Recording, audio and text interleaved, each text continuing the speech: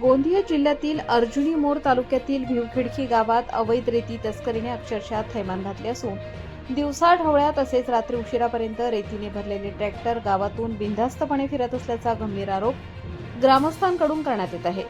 विशेष म्हणजे या रेती वाहतुकीसाठी आवश्यक असलेली रॉयल्टी परवाने नसतानाही मोठ्या प्रमाणात रेतीची वाहतूक सुरू असल्याचे सांगितले जात आहे।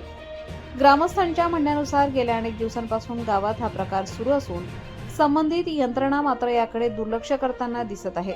त्यामुळे महसूल विभाग आणि संबंधित अधिकाऱ्यांच्या कार्यपद्धतीवर प्रश्नचिन्ह निर्माण झाले आहे।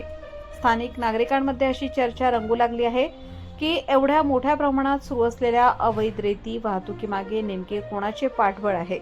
गावातील काही प्रभावशाली व्यक्तींचा यात हात आहे का? याबाबत विविध तर्कवितर्क लावले जात आहेत। मात्र या सर्व प्रकरणाची सखोल चौकशी होणे आवश्यक असल्याची मागणी जोर धरू लागली आहे। ग्रामस्थांचा आरोप आहे की रेती तस्करीबाबत अनेकदा तक्रारी व माहिती देऊनही अपेक्षित कारवाई होत नसल्याने नागरिकांमध्ये संताप वाढत आहे। त्यामुळे हा विषय आता गंभीर स्वरूप धारण करण्याच्या मार्गावर असल्याचे चित्र आहे। अवैध उत्खनन व वाहतुकीमुळे शासनाच्या महसुलाला मोठा फटका बसत असल्याची चर्चा असून प्रशासनाने तातडीने तपास करून दोषींवर कठोर कारवाई करावी अशी जोरदार मागणी गावकऱ्यांकडून होत आहे। भिवखिडकीतील रेती तस्करीचा पर्दाफाश कधी?